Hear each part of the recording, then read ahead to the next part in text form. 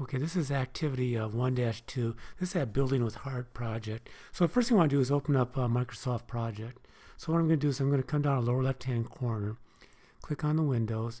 I got project because I just added it, but I want to scroll down because this is where you'll normally find it.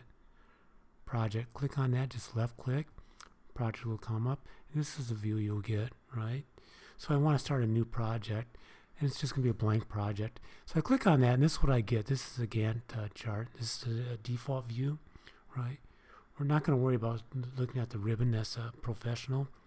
But this is the other thing I want to do is zoom in on the timeline. I'm over here in the lower right-hand corner. Watch what happens when I slide this all the way over to the left. You can see that it's like 5-year increments, right? But let's say I want more detail. Watch as I slide this to the right. Start getting the years, start getting the quarters, right? Start getting the months, start getting the days, start getting some hours in the days. And I can get down to the nearest minute. And that's what that zoom timeline does, how much detail you need. Now I want to make the view bar visible.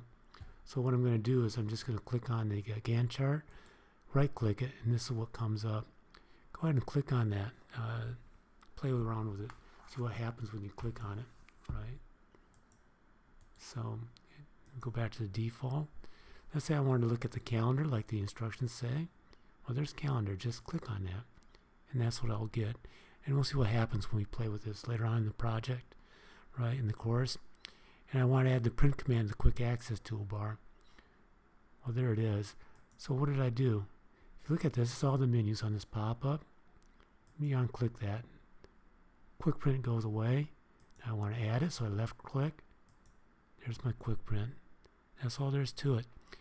And next thing I want to do is just close this thing out. So I go up to the upper right hand corner, click on the X, save changes. Nope. And that's it.